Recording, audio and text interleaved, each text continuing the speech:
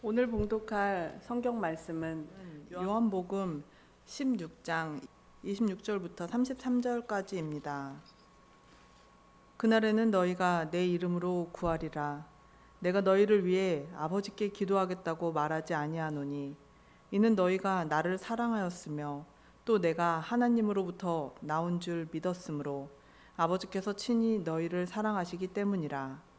내가 아버지로부터 나와 세상에 왔고 다시 세상을 떠나 아버지께로 가노라 하시니라. 그분의 제자들이 그분께 이르되 보소서 이제는 주께서 분명히 말씀하시고 아무 비유도 말씀하지 아니하시니 이제 우리가 주께서 모든 것을 아시고 또 아무도 주께 여쭐 필요가 없는 줄 확신하나이다. 이로써 주께서 하나님으로부터 오신 줄을 우리가 믿나이다 하매 예수님께서 그들에게 응답하시되 이제는 너희가 믿느냐? 보라, 너희가 흩어지되 각각 자기 길로 흩어지고 나를 혼자 내버려 둘 때가 오나니 참으로 이제 왔도다. 그러나 내가 혼자 있지 아니하니 이는 아버지께서 나와 함께 계시기 때문이라. 너희에게 이 일들을 말하는 것은 너희가 내 안에서 평안을 누리게 하려 함이니라. 세상에서는 너희가 환난을 당할 터이나 기운을 내라. 내가 세상을 이겼노라 하시니라. 아멘. 김윤석 목사님 나오셔서 환난을 당하나 담대하라 라는 제목으로 말씀 전해 주시겠습니다.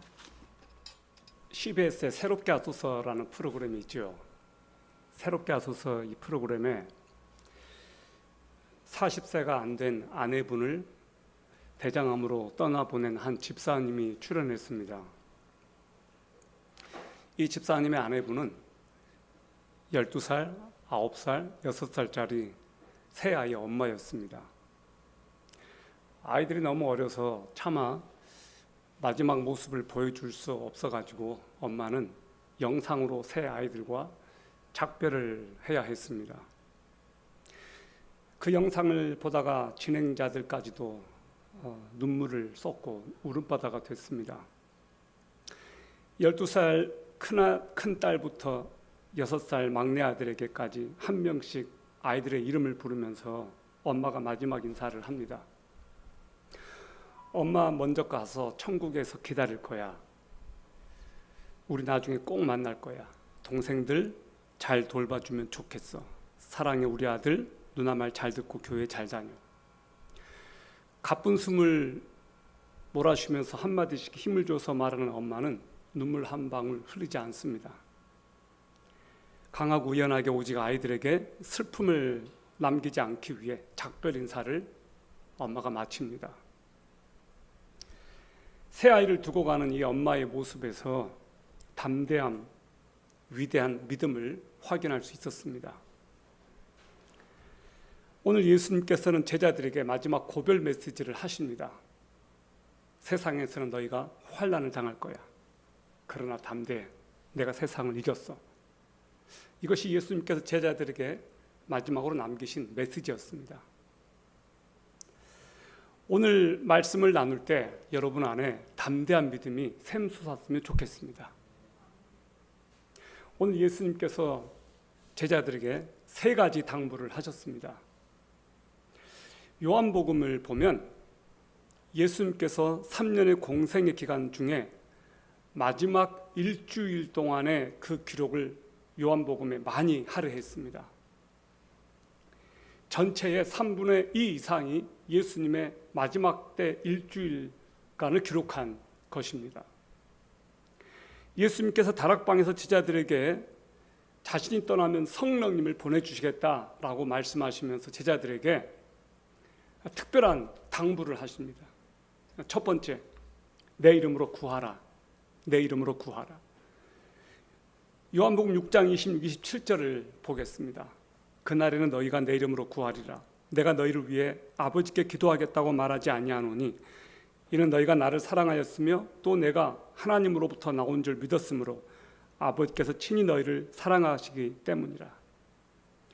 그날에는 너희가 내 이름으로 구하라 그랬습니다. 여기서 말한 그날은 어느 날을 말하는 걸까요? 예수님께서 십자가에서 죽으시고 부활하시고 승천하신 이후에 성령님을 보내주셔서 제자들이 성령님을 받은 그날을 말하는 거예요. 성령님이 너희들에게 오면 너희들이 그때에는 기도할 수 있을 텐데 내 이름으로 구하라 라고 말씀하시는 거예요. 아빠 찬스가 있듯이 예수님 찬스를 쓰라는 거예요. 내가 하나님께로 가니까 너희가 내 이름으로 하나님께 구하면 아버지께서 들어주실 거야. 떠나시면서 예수님께서 제자들에게 신신당부를 하세요. 내 이름으로 구하라고. 여러분, 어떤 사람은 기도가 안 됩니다. 왜 그럴까요? 성령을 받지 못했기 때문이에요. 성령을 받지 않으면 하나님과 의사소통이 되지 않습니다. 성령님께서 우리 안에 들어오셔야만 그제서야 비로소 기도가 열려요. 하늘의 문이 열려요. 하나님께 비로소 기도할 수 있게 됩니다. 여러분 가운데 아직 기도가 안 터지는 분들이 계실 거예요. 제가 여기서 말하는 기도는 방언 기도가 아니에요. 그냥 기도예요, 기도. 어떤 분은 기도를 하긴 해요. 근데 조금 해요. 한 3분이면 더 이상 할 말이 없대요. 왜 그럴까요? 내가 하는 기도를 1시간 이상 하기 어려워요. 1시간 이상 기도하려면 진짜로 성령님이 내 안에서 역사하시고 성령님께서 도와주셔야 기도가 가능합니다. 어떤 분들은 방언 기도를 하면 2-3시간, 막 서너 시간, 하루 종일 할 수도 있어요. 예수님께서 여러분에게 말씀하십니다. 내 이름으로 구하라. 여러분, 하나님과 기도한다는 것은 엄청난 특권이에요.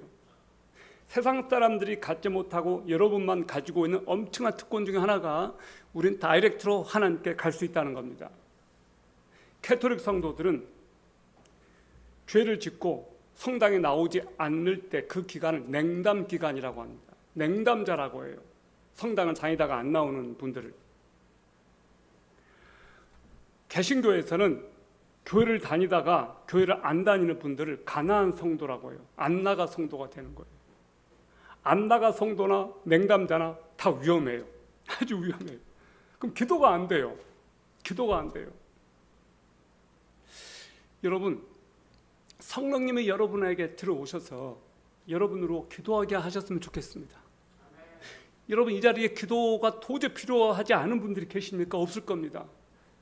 여러분들이 기도하지 않는다면 그건 너무너무나 심각한 건데 무엇이 문제냐? 여러분들은 지금 하나님을 찾고 있지 않다는 겁니다. 하나님을 찾고 있지 않다는 말은 무슨 말이냐면 내 힘으로 하려고 하는 거예요. 크리스찬들은 내 힘으로 사는 사람들이 아니고 성령님의 능력으로 사는 사람들이에요. 성령님이 우리 안에 들어오셔서 기도하게 하시고 하나님을 찾게 하시고 하나님을 의지하게 하십니다. 자, 그래서 성령을 받으면 뭐가 터진다? 따라해봐요. 기도가 터진다. 기도가 터진다. 이렇게 따라하라고 했는데도 따라하지 않는 이 인간들이 계세요. 인생이 아주 좋게 안 될 겁니다. 따라서 해보세요. 성령님을 받으면 뭐가 터진다? 기도가 터진다. 기도가 터진다. 기도가 터진다. 기도가 터져요. 기도가. 저는 여러분이 진짜로 기도가 터졌으면 좋겠어요. 예수님께서 자신의 이름으로 구하라고 하시는데 이제는 직접 하나님께 나가라는 거예요. 신부님한테 가서 고해성사 하지 말고 직접 하나님께 다이렉트로 나가라는 거예요. 그리고 예수님의 이름으로 기도합니다. 그렇게 하라는 거예요. 예수님은 하나님과 우리 사이에 중보자가 되십니다. 우리는 추하고 악하고 하나님 앞에 직접 나아갈 수 없는 죄인들입니다. 그래서 하나님께 나아갈 때 예수 그리스도를 통해서 나가는 거예요. 여러분, 우리가 기도할 때 누군가를 위해서 중보 기도를 합니다. 전 여러분들이 믿음이 깊어지고 깊어지면 깊어질수록 어떤 기도가 나오냐? 중보 기도를 해요. 다른 사람을 위해서 기도한단 말이에요. 믿음이 약할 때는요, 나를 위한 기도를 많이 하게 돼요. 그리고 이상하게 아주 초신자 때는 기도하면 하나님이 많이 들어주셔요. 왜 그럴까? 어떤 학자가 연구를 했대요. 왜 하나님이 초신자 기도를 잘 들어주실까? 믿은 20-30년 된 중고신자의 기도는 안 들어주시고 왜 그럴까? 초신자는 기도 안 들어주면 삐져서 안 믿을까 봐. 그래서 많이 들어주신. 여러분 초신자세요? 기도 많이 하세요. 많이 들어주실 거예요. 2024년 파리올림픽 때 동메달을 딴 탁구 복식조가 있었죠. 신유빈, 전지, 이은혜 선수입니다. 이 전지 선수와 이은혜 선수는 중국에서 귀화한 선수들입니다. 이 과거에 탁구 금메달리스트였던 양영자 선수를 여러분이 기억하실 겁니다. 이분이 남편과 함께 몽골 선교사로 가셨습니다. 몽골에서 한 탁구 선수를 보고 이 선수를 발탁합니다. 이 선수가 누구였냐면 이은혜 선수입니다. 이은혜 선수는 중국 허베이성 출신인데 내몽골 이곳에서 탁구 선수로 활약을 했습니다. 청소년 대표로 선발이 됐습니다. 양영자 선교사님이 이 이은혜를 발탁을 합니다. 그래서 한국 귀화를 추진합니다. 감사하게도 이충희 목사님 부부가 두 아이가 있음에도 불구하고 이 이은혜 선수를 큰딸로 입양을 합니다. 그래서 2011년에 드디어 이제 국가대표가 됩니다. 그리고 이 세 명이 합작해서 이번 파리올림픽 때 동메달을 땁니다. 복식조에서.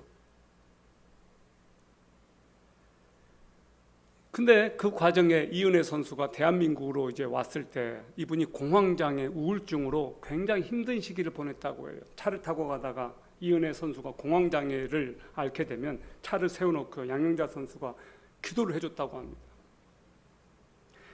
그러면서 이은혜 선수가 이제 변화되고 믿음이 자라기 시작합니다. 그러다가 이 이은혜 선수가 기도를 배웠는데 이 탁구 여러분 이런 모습이 잡혔어요. 저렇게 기도하는 모습이 잡혔어요.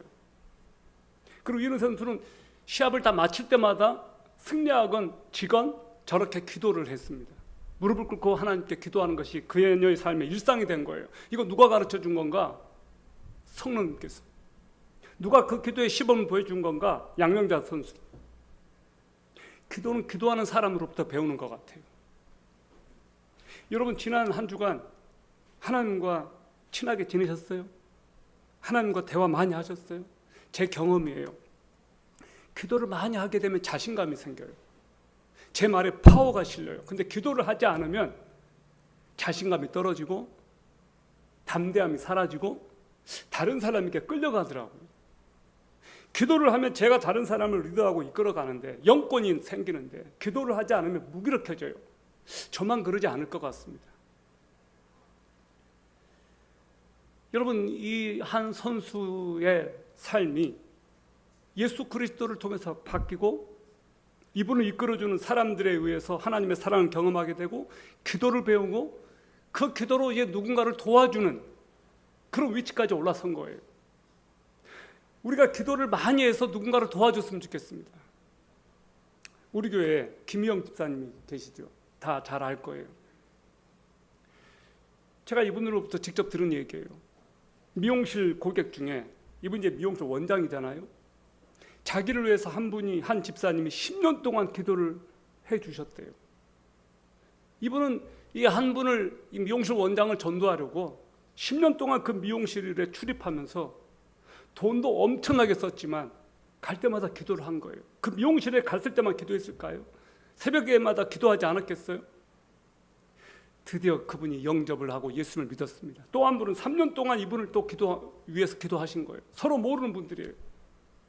근데 안타깝게도 이 김영 집사님은 그 기도를 그렇게 많이 하셨던 10년 동안 기도하신 분의 교회를 갖지 않고 빛과 소금의 교회 출석하고 있다는 거예요. 너무 미안한 거예요. 너무 죄송한 거예요.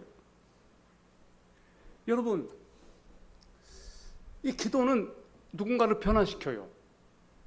여러분의 중보기도는 누군가가 하나님을 만나는데 결정적인 역할을 해요. 전 여러분들이 이 기도의 능력을 경험하기를 진심으로 소망합니다. 여러분이 바뀐다면 누군가가 여러분을 위해서 기도하고 있을 것입니다.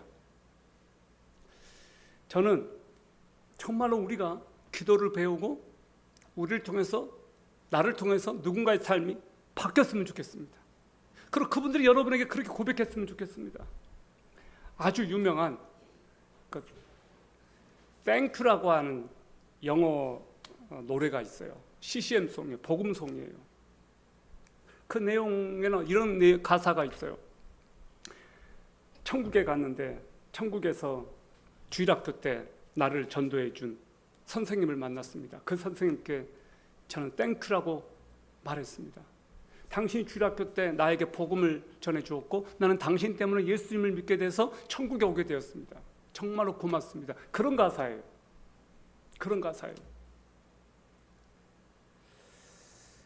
여러분, 오늘 저는 여러분들이 예수님께서 말씀하신 이것, 내 이름으로 구하라. 내 이름으로 구하라. 그러면 너희들에게 들어주겠다. 그래서 우리가 정말로 예수님께 마음껏 구했으면 좋겠어요. 기도 시간이 없는 분들은 기도 시간을 좀 늘리고 5분 기도한 분은 10분 기도하고 10분 기도하신 분은 30분 기도하고 좀 더 늘리세요. 기도하지 않고서는 이 세상을 우리가 살아갈 능력이 없습니다. 기도하지 않고서는 마치 여러분 생각해 보세요. 자동차에 휘발유나 경유를 넣지 않습니까? 그리고 배터리를 충전하잖아요. 그러지 않으면 차가 나가지를 않아요. 그럼 밀고 가야 돼요. 얼마나 피곤해요. 기도하지 않고 성령님을 의지하지 않고 사는 삶은 마치 뒤에서 고물차를 밀고 가는 것과 같아요. 주님은 절대 우리에게 그렇게 피곤한 삶을 살라고 우리들을 찾아오시지 않으셨다고 믿어요. 자, 두 번째, 예수님께서 제자들에게 남기신 말씀, 나는 아버지께로 간다. 나는 아버지께로 간다. 요한복음 16장 28절에서 30절까지를 보겠습니다. 다 같이 한번 읽어볼까요? 시작. 내가 아버지로부터 나와 세상에 왔고 다시 세상을 떠나 아버지께로 가노라 하시니라. 그분의 제자들이 그분께 이르되 보소서 이제는 주께서 분명히 말씀하시고 아무 비유도 말씀하지 아니하시니 이제야 우리가 주께서 모든 것을 아시고 또 아무도 주께 여쭐 필요가 없는 줄 확신하나이다. 이로써 주께서 하나님으로부터 오신 줄을 우리가 믿나이다 하며. 자, 예수님은 2000년 전에 이 땅에 오셨습니다. 33년을 사셨습니다. 3년 동안은 제자들과 먹고 마시고 자고 여러 마을로 함께 전도를 다니셨습니다. 이걸 공생애라고 합니다. 공생애. 자, 근데 예수님께서 이제 제자들과 헤어질 시간이 왔습니다. 예수님께서 제자들에게 말씀하십니다. 나는 아버지로부터 나와서 세상에 왔고 다시 세상을 떠나 아버지께로 간다. 예수님께서 제자들에게 말씀하셨습니다. 예수님은 어디서 와서 어디로 가는지 정확히 알고 계셨습니다. 예수님은 하나님으로부터 와서 하나님께로 간다고 말씀하셨어요. 6. 여러분은 어디서 오셨어요? 여러분의 출처는 어디입니까? 여러분은 어디서 와서 어디로 가는지 알고 계십니까? 저는 알고 있습니다. 저는 하나님께서 이 세상에 저를 보내셔서 저는 이 세상에 왔다고 저는 믿고 있습니다. 그리고 저는 죽으면 하나님께로 갈 것이라고 저는 믿고 있습니다. 오늘 밤에 여러분이 갑자기 만에 하나 죽는다면 여러분 천국에 갈 것이라고 믿습니까? 어떤 사람들은 이런 메시지를요 굉장히 촌스럽게 생각해요. 그러나 이것은 굉장히 중요한 문제예요. 우리는 진짜로 언제든지 죽을 수 있는 그런 사람들입니다.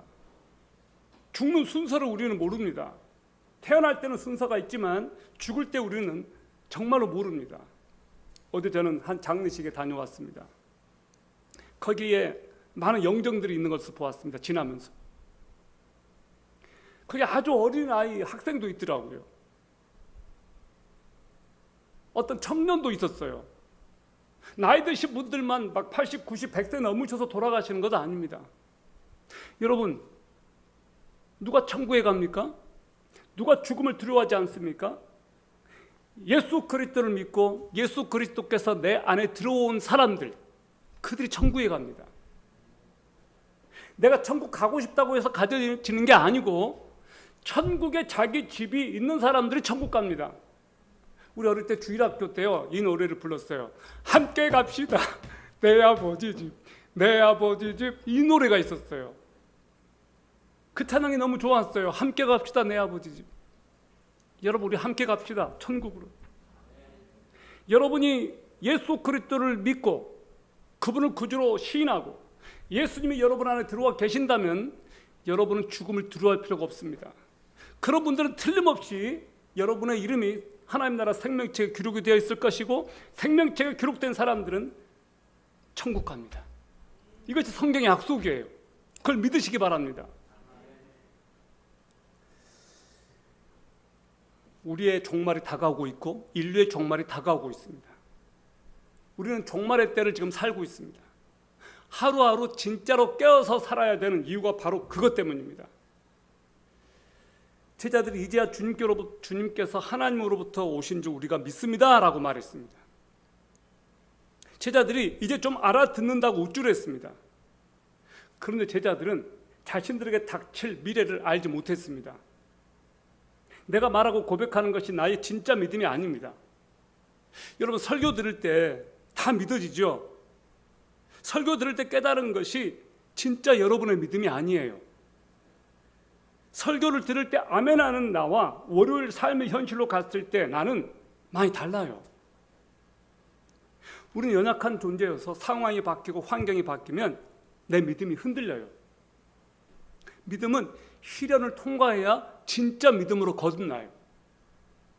여러분 보세요. 지난주에 약속했던 것 오늘 바뀌어요. 지난주에 다짐했던 것 내일이면 또 달라져요. 이것이 우리예요. 그렇게 연약하단 말이에요. 여러분은 신뢰하지 마시기를 바랍니다. 여러분 자신을 신뢰해봤자 얻는 것 없습니다. 실망할 수밖에 없을 거예요. 다른 사람들도 너무나 신뢰하지 마세요. 저는 조금만 신뢰해 주세요. 여러분의 유익을 위해서. 생각해봐요. 목사님을 신뢰하지 않아봐요. 그런 말씀이 들어오겠습니까? 저분이 하는 말을 믿어지겠습니까? 여러분의 신뢰의 근거, 여러분의 신뢰의 대상 예수 그리스도여야 합니다. 그분 안에서 우리는 이 세상에서 흔들리지 않는 믿음을 가지고 살 수 있어요. 이 세상은 여러분을 흔들어 놓아요. 여러분을 혼란스럽게 만들어요. 이 세상의 모든 것은 여러분의 신앙을 도와주지 않습니다. 여러분을 흔들고 혼란스럽게 만들고 믿음에서 떠나게 만듭니다. 그것이 세상의 속성이에요. 오늘 여기 요한복음 16장 31절 예수님께서 그들에게 응답하시되 이제는 너희가 믿느냐? 32절에 이렇게 기록되어 있습니다. 보라 너희가 흩어지되 각각 자기 길로 흩어지고 나를 혼자 버려둘 때가 오나니 참으로 이제 왔도다. 그러나 내가 혼자 있지 아니하니 이는 아버지께서 나와 함께 계시기 때문이다. 지금까지 예수님과 제자들의 대화를 보면요, 제자들의 두려움과 예수님의 다독임이라고 하는 이 사이클의 연속이었습니다. 이 제자들은 그들의 고백에 대한 예수님의 대답이 간단했어요. 이제는 너희가 믿느냐? 때늦은 믿음과 이 작은 믿음을 예수님께서 반기셨어요. 이제라도 믿는다고 고백하다니 참 다행이다. 그런 마음도 섞여 있었습니다. 그러나 예수님은 제자들이 두려움에서 벗어나 고삐 풀린 흥분에 제동을 거셨어요. 뭐라고 제동을 거셨어요? 32절에 보라 너희가 흩어지되 각각 자기 길로 흩어지고 나를 혼자 버려둘 때가 오나니 참으로 이제 왔도다. 그러나 내가 혼자 있지 아니하니 이는 아버지께서 나와 함께 계시기 때문이라. 이렇게 말씀하셨어요. 이건 무슨 말이에요? 제자들에게 이렇게 말하는 거예요. 너희들은 나를 버려두고 혼자 두고 다 떠날 놈들이야. 그러나 하나님은 나와 함께 계셔. 하나님은 나를 떠나지 않으셔. 예수님께서 정확하게 제자들에게 지적해 두셨어요. 너희들은 지금 너희들이 뭔가 믿는다고 하는데 착각하지 마. 너희들은 금방 얼마 안 있으면 다 도망갈 놈들이야. 그러나 하나님은 나를 버리지 않으신다. 그렇게 말씀하고 계신 거예요. 예수님께서는 제자들이 자신을 버릴 것을 예언하셨습니다. 스가랴 13장 7절의 예언을 예수님은 알고 계셨습니다. 만군의 여호와가 말하노라. 칼아 깨어서 내 목자 내 짝된 자를 치라. 목자를 치면 양이 흩어지려니와 작은 자들 위에는 내가 내 손을 들이우리라. 제자들의 믿음은 아직도 작았고 연약했습니다. 여러분, 제자들의 모습에서 여러분의 모습이 보이지 않습니까? 저는 제자들의 모습에서 저의 모습을 보았습니다. 우리도 제자들과 다르지 않습니다. 지금은 핍박도 없고 환난도 없고 그저 평안하니까 우리가 믿음을 가지고 있으니까 믿음이 정상적으로 작동하는 것 같습니다. 그러나 우리 믿음이 공격당하고 교회 문이 폐쇄당하고 전도하면 불법이라고 잡아가고 코로나 때처럼 집회가 금지당하고 공권력이 투입되는 사태가 벌어지면 믿음을 포기하는 사태가 생길 겁니다. 저는 중국에서 나오신 선교사님들로부터 중국에서 교회가 무너지고 철거당하고 십자가가 이렇게 막 부서지고 그런 모습들을 보았습니다. 언론에서도 보았습니다. 정말로 많은 중국에서 활동하시는 선교사님들이 추방당해서 캄보디아로, 베트남으로, 스리랑카로 이런 데로 가신 분들 많이 보았습니다. 중국에서는 진짜로 공안 당국이 기독교인들, 특히 탈북자들을 추적합니다. 북한에서는 예배 자체가 금지되고 드려질 수가 없습니다. 작은 그 정치범 수용소에서 그냥 10명 정도 남짓하면 들어갈 만한 그런 공간에 막 40~50명씩 그냥 이렇게 집단으로 넣어가지고 벌레를 그냥 잡아먹으면서 삶을 연면하는 그런 분들이 계십니다. 그런 분들을 생각하면 우리가 이렇게 신앙생활을 한다는 것 너무 사치 아닙니까? 어떤 때는 부끄러움을 느낍니다. 그분들은 참고 견디고 하나님을 찾습니다. 근데 오히려 그분들이 대한민국의 크리스찬들을 위해서 기도한다고 하지 않습니까? 여러분, 우리가 언제까지 이런 신앙의 자유를 누릴 수 있을까요? 앞으로 수십 년, 수백 년 우리는 이렇게 마음껏 신앙생활을 할 거라고 생각하죠? 아닐 수도 있습니다. 그렇게 되지 않을 수도 있어요. 오늘 예수님께서 너희들은 나를 떠나지만 하나님은 나와 함께 하신다라고 하나님께 대한 신뢰를 드러내셨어요.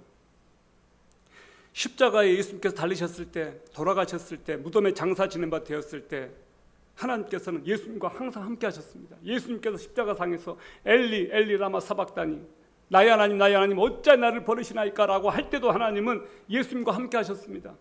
예수님께서 하나님과 분리된 순간이 있었어요. 언제였을까요? 십자가상에서 못 박히셨을 때. 왜 분리됐을까요? 저와 여러분을 위하여 구원하기 위하여 그분께서 죄의 십자가의 저주 아래 달리셨을 때, 우리를 살리시기 위하여 예수님께서는 하나님과 끊어지는 고통을 경험하셨습니다. 뭐 때문에요? 저와 여러분을 구원하시려고. 예수님께서 저주를 받으셨다고요. 왜? 죄 때문에. 저와 여러분을 구원하기 위하여, 건지기 위하여 하나님과 분리되는 고통을 겪으셨어요. 그렇게 하나님과 밀접하게 하나가 되어 있고 친밀하신 예수님이 하나님과 분리되는 고통을 겪으셨습니다. 죽으셨을 때. 왜요? 우리의 죄 때문입니다. 저와 여러분의 죄를 담당하시려고 예수님께서 하나님과 분리되는 고통을 겪으셨어요. 이거 쉽게 생각하면 안 돼요. 하나님 아버지와 아들 예수님 그 무엇도 갈라놓을 수가 없었어요. 하나님과 예수님은 처음부터 함께 계셨고 너무너무 친밀했어요. 예수님은 제자들에게 그걸 기대하셨던 거예요. 근데 제자들이 다 도망간대요. 언제 제자들이 돌아왔습니까? 성령 받고 나서. 성령 받고 나서. 여러분, 여러분의 신앙 절대 자신하지 마세요. 저는 저를 자신하지 못해요. 제가 너무 연약한 존재라는 걸 제가 알기 때문에 그래요. 저는 더 기도해야 돼요. 더 하나님을 의지하는 법을 배워야 돼요. 여러분도 그랬으면 좋겠습니다. 정말로 그 주님을 더 알아갔으면 좋겠습니다. 마지막입니다. 예수께서 당부하신 것, 환난을 당하나 담대하라. 환난을 당할 것이다. 그러나 담대하라. 요한복음 16장 33절 다 같이 읽어봅시다. 시작. 너희에게 이 일들을 말하는 것은 너희가 내 안에서 평안을 누리게 하려 함이니라. 세상에서는 너희가 환난을 당할 터이나 기운을 내라. 내가 세상을 이겨오노라. 예수께서 평안을 약속하셨어요. 혼란스럽고 적대적인 세상을 살면 평안이 깨질 수 있습니다. 여러분, 지난 한 주간 평안하셨어요? 해피하셨어요? 여러분의 얼굴을 보니까 그러지 않은 것 같습니다. 뭔지 모르게 세상 근심을 가지고 온 것 같아요. 물론 해피할 때도 있었을 거예요. 밥 먹을 때 이렇게 유튜브에서 굉장히 재밌는 거 보았을 때, 막 강아지 양냥이가 막 귀염 떠는 거 보았을 때, 왜 우리의 평안함과 행복함은 하나님의 말씀을 묵상할 때 누리지 못하고 자꾸만 이 세상에서의 어떤 오락 때문에 우리가 해피하고 그럴까요? 그렇다면 문제가 되지 않을까요? 한때 제가요, 너무 부끄러운 고백인데요, 당근 때문에 해피한 적이 있었어요. 당근 여기서 뭔가를 막 구매할, 너무 행복한 거예요. 당근 중독이 될 뻔했습니다. 거기서 벗어나왔습니다. 너무 쪽팔리는 고백이긴 하지만 진짜로 제가 그랬다고요. 이렇게 합리화하기도 했어요. 주님, 그 당근 만나는 사람에게 복음을 전할 거예요. 세상은요, 여러분을 흔들어 놓아요. 더 나아가 여러분을 좌절시켜요. 여러분을 낙심하게 만들어요. 불안하게 만들어요. 두려워하게 만들어요. 대학교 4학년 취준생 입장으로 돌아가 보세요. 마음에 좀 근심이 있지 않겠습니까? 불안하지 않겠습니까? 아직 뭐 확정된 것이 없지 않습니까? 나를 뭐 오라는 데도 없고 이제 부딪혀야 돼요. 자소서 써야 되지. 노크를 해야 되지. 어느 기업을 갈까? 어느 회사를 갈까? 근심이 있지 않겠습니까? 진로를 놓고 고민하는 청년들을 생각해 보십시오. 뭐 하나 정해진 것도 없습니다. 또 재수생들의 입장으로 들어가 보세요. 우리는 그런 과거를 지나왔기 때문에 조금 덜하지만 이제 삶의 현장, 이 삶을 헤쳐나가야 될 청소년들과 청년들을 생각해 보세요. 우리는 그들을 위해서 기도하고 응원하고 해야 되는데 그들에게 가장 지금 필요한 말씀이 이거 아닐까 싶어요. 환난을 당할 거야. 담대해. 내가 너희들에게 평안을 줄 거야. 걱정하지 마. 내가 너희 미래를 책임져 줄게. 세상은 악이 우세하는 것처럼 보입니다. 법을 어기고 악한 사람들이 권력을 장악하고 나라의 방향을 지금 좌지우지하고 있습니다. 지금 대한민국은 제가 살고 싶은, 제가 꿈꾸는 대한민국이 아닙니다. 적어도 저는 하나님 앞에서 바른 양심을 가지고 이 대한민국을 진단해보고 생각해볼 때 이 대한민국은 너무너무 지금 위험합니다. 위험할 뿐만 아니라 안타깝지만 이 대한민국은 지금 망해가고 있습니다. 저는 과거에 87학번이었는데 학생운동을 했었습니다. 최루탄도 던져보았고 독재타도 하면서 그렇게 싸웠습니다. 그리고 저는 예수님을 만나고서 내가 얼마나 잘못된 행동들을 했는지를 회개하고 그때부터 하나님을 믿고 믿는 친구들과 함께 캠퍼스를 변화시키는 그런 운동을 했습니다. 캠퍼스 크루세이드 포 크라이스트라고 그러죠. 거기 설립자, 한국 CCC 설립자 김중원 목사님과도 만났었습니다. 한 번은 그분에게 지금은 대학교에서 그 CCC 수련회 같은 거를 한 적도 있었어요. 저는 그때 외대를 다니고 있었는데 그 목사님께 당돌하게 찾아가서 목사님, 한국 외대에서 CCC 수련회를 했으면 좋겠습니다. 그렇게 막 한 적도 있었어요. 비서실장이 목사님께 드릴 말씀이 있다고 하니까 저를 그 목사님 앞으로 데려갔어요. 목사님께 막 그렇게 호소했다고요. 그분이 저를 절제시키셨어요. 목사님, 학생, 그래 알았어. 저를 위해서 기도해 주셨어요. 국제총재 빌브라이 박사님이 국제총재셨어요. 제가 그분을 만나게 해달라고 기도했어요. 그리고 제가 대학원 다닐 때 선교 합신이라고 하는 대회가 있었어요. 강사를 초대를 이제 해야 되는데 빌브라이 박사님께 그때 당시에 팩스를 보냈습니다. 친애하는 빌브라이 박사님, 우리 학교에서 당신을 보고 싶어 합니다. 미래의 목회자가 되어서 대한민국을 변화시켜 나갈 전 세계 복음화에 헌신할 우리 목사 후보생들에게 말씀을 전해 주십시오. 저는 지금 CC 출신이고 목사님을 위해서 매일매일 기도하고 있습니다. 학교에 와 주십시오. 팩스를 보냈습니다. 그분이 왔게요, 안 할게요? 여러분의 예상을 빗나가서 오셨습니다. 왔어요. 그분을 보였는데 와, 체구가 땅땅하세요. 근데 키가 저보다 작으셨어요. 제가 그분을 위해서 정말 기도 많이 했다고요. 저는 그 세대를 살았습니다. 오늘의 민족 복음화, 내일의 세계 복음화. 피 묻은 그리스도를 심어 이 땅에 예수의 계절을 이루게 하자. 그런 구호를 가지고 젊음을 불태우면서 하나님께 헌신했습니다. 그러나 지금 대한민국은 피 묻은 예수 그리스도의 그 방향과는 전혀 다른 방향으로 가고 있습니다. 안타깝게도 너무나 많은 국민들이 쏟고 있습니다. 이런 것들을 믿으려고 하지는 않아요. 여러분, 현 정권이 지금 자유민주주의 가치를 하나씩 하나씩 무너뜨려 가고 있습니다. 입법, 사법, 행정권을 다 가진 소위 무소불위의 권력을 지금 현 정권이 갖고 있습니다. 안타깝게도 이 대한민국을 이끌어가는 그 리더들을 막을 재간이 없습니다. 그리스 정치 철학자 플라톤이 플라톤 대화편 국가에 라고 하는 그 책에서 이런 말을 합니다. 정치를 외면한 대가는 가장 저질스러운 자들의 지배당하는 것이다. 이 나라의 대통령, 국무총리 저질스럽지 않습니까? 그들은 범법자들입니다.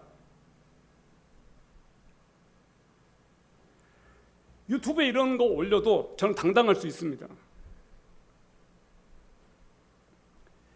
저는 여러분들이 이 나라의 대한민국을 생각할 때 크리스찬 양심을 가지고 하나님 앞에서 정말로 기도하고 불의와 싸웠으면 좋겠습니다. 성 정체성을 혼란스럽게 만들 차별금지법 이제 통과될 겁니다. 시간 문제예요. 얼마 안 남았어요. 친중 친북 정책으로 미국과는 동맹이라는 말이 무색할 정도로 아슬아슬한 줄타기가 되고 있습니다. 관세폭탄 떨어질 겁니다. 전시작전권 환수하려고 합니다. 그러면 한미동맹이 상당한 위기가 와요. 이 나라가 진짜 위험해집니다. 지금 전시작전권은요, 전쟁 터지면 미국이 자동으로 개입하게 돼 있어요. 유엔이 자동으로 개입하게 돼 있어요. 이제 좀 있으면 지방선거입니다. 외국인 투표권이 우리나라에는 희한하게 주어져 있어요. 왜 이 나라는 외국인들에게 투표권을 줍니까? 너무 이상하지 않습니까? 외국인들의 70%는 중국인들입니다. 여러분, 진리를 거스리고 거짓과 선동과 불법으로 세워진 정권 반드시 심판받는다는 것을 성경과 역사가 보여주고 있습니다. 강력했던 로마 제국 무너졌습니다. 소비에트 연방 무너졌습니다. 중국 시진핑 20년 이상을 독재하려고 했는데 시진핑도 권좌에서 지금 물러났습니다. 전체주의 정권은 반드시 몰락하게 되어 있습니다. 왜 전체주의가 위험하냐? 전체주의 정권으로 가면 반드시 기독교인들이 핍박을 받는다는 거예요. 이 나라는 지금 전체주의 정부입니다. 전체주의가 뭡니까? 독재거든요. 여러분들이 지금 인정하고 있지 않지만 그것이 현실이에요. 제 말이 틀린 게 아니라고요. 우리나라는 지금 자유민주주의, 겉으로는 자유민주주의이지만 지금 모든 되어가는 상황은 전체주의예요. 독일 히틀러가 전체주의를 보여주었습니다. 전체주의 끝판왕이었습니다. 히틀러 한 사람이 등장할 때 독일 국민들이 엄청나게 열광했습니다. 심지어 개신교 목회자들 중에도 히틀러에게 경례를 붙이면서 히틀러가 구세주라고 말했습니다. 독일의 그 신부들이요, 히틀러 앞에서 하일 히틀러 하면서 히틀러 총통을 축복했습니다.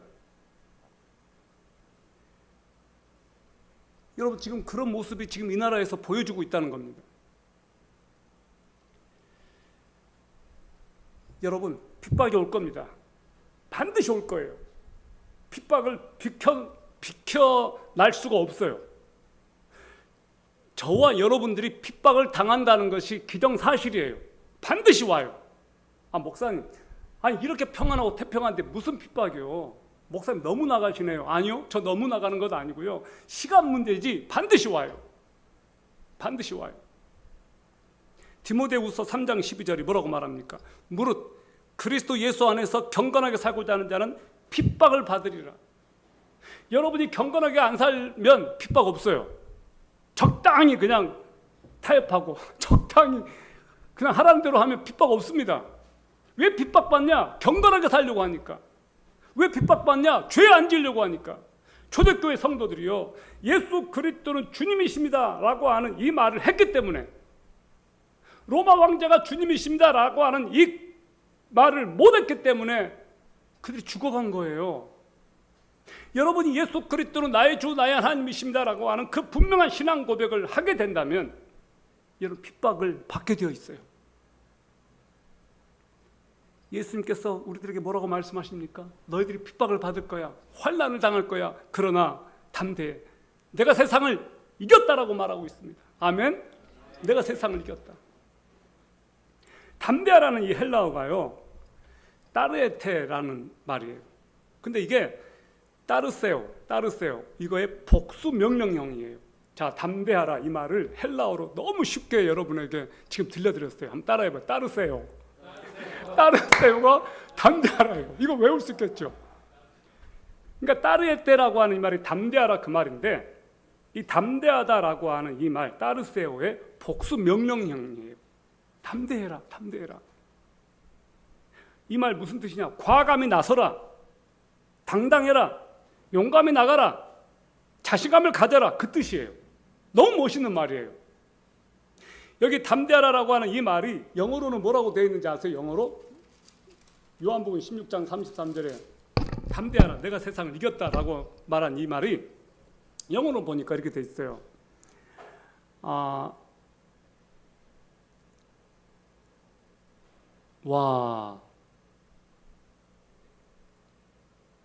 good cheer라고 되어 있네요. good cheer.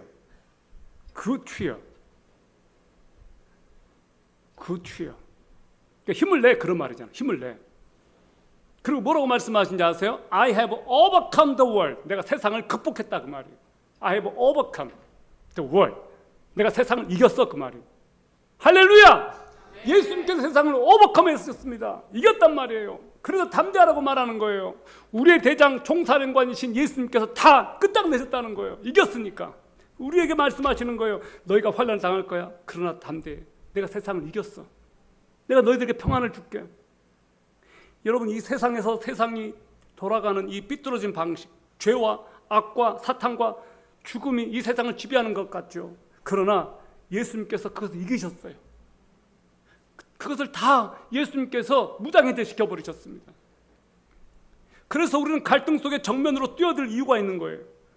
우리가 두려워할 것이 없습니다. 설사 죽는다 해도 우리는 다시 살아납니다.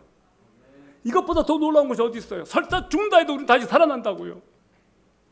여러분, 세상은 하나님을 대적하는 체제입니다.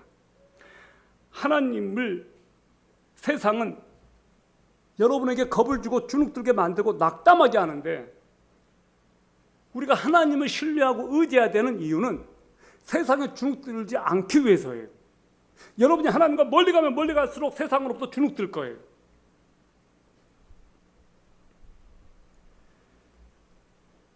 이번 주에 우리 예언자매를 만났습니다. 예언자매가 그렇게 말하더라고요. 학교에서 교수님이 계시는데, 조교님들이 계시는데 술을 마시라고 한대요.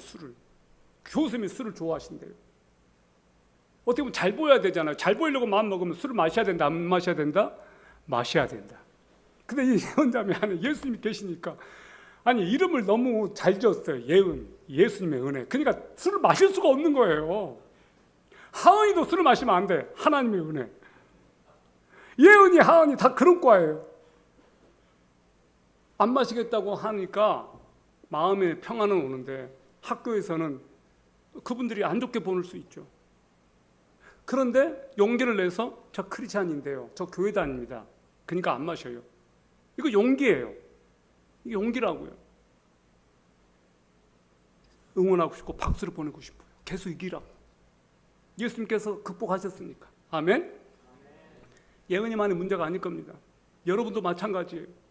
여기 공무원들이 있습니다. 구청장님 어느 날 불러서 야, 술 마셔. 저 크리스찬입니다, 못 마십니다. 그렇게 할 수 있겠습니까? 구청장님인데. 그래도 마시지 마세요. 구청장님 여러분 부를 일은 없을 거예요. 그러나 그런 상황이 된다 하더라도 마시지는 마세요. 여러분, 예수님께서 이렇게 말씀하신 거예요. 내가 너에게 약속한다. 세상살이가 쉽지는 않겠지만 내가 세상을 이겼어. 너희도 내 능력으로 말미암아 넉넉히 이길 수 있어. 그러니까 절대 쫄지 말고 내가 너희들에게 평안을 주니까 담대해. 예수님은 환난이 있지만 반드시 승리가 있을 것이라고 우리들에게 보장해 주셨습니다. 예수님께서 세상을 이기셨기 때문에 우리도 궁극적인 승리를 우리는 쟁취하고 그것이 내 것이 될 겁니다. 하나님께서 여러분과 함께 하시기를 바라고, 여러분이 담대하기를 바라고, 용기 있게 이 세상에서 전진하십시오. 그리고 평안함을 가지고 나가십시오. 주님께서 여러분에게 평안을 주신다고 약속하셨어요. 불안해하지 마세요. 하나님께서 여러분 가운데 성령님을 통해서 평안함을 주시고 세상을 향해서 담대하게 나아갈 수 있기를 주 예수 그리스도 이름으로 축원합니다. 아멘. 기도합시다. 하나님 아버지, 당신의 백성들에게 내가 너희들에게 평안을 준다. 세상에 주는 것과 같지 않다. 담대하라. 내가 세상을 이겼다라고 말씀해 주셔서 감사합니다. 이 말씀이 오늘을 사는 당신의 백성들에게 우리들에게 주신 말씀인 줄 알고 이 하나님의 말씀을 가슴에 새기고 이 세상 한복판에서 세상에 주눅들지 않고 담대한 믿음으로 전진하겠습니다. 성령께서 우리와 함께 하시고 용기를 주시고 믿음을 주시고 결코 흔들리지 않는 믿음을 주심을 감사드리고 우리 주님 앞에 가는 그날까지 이 세상에서 환난을 당하고 핍박을 당할지언정 예수 그리스도를 포기하지 않고 부인하지 않고 그 이름을 증거하면서 담대하게 나가겠습니다. 당신의 백성들과 함께 하심을 감사하고 찬송합니다. 예수 그리스도 이름으로 기도합니다. 아멘.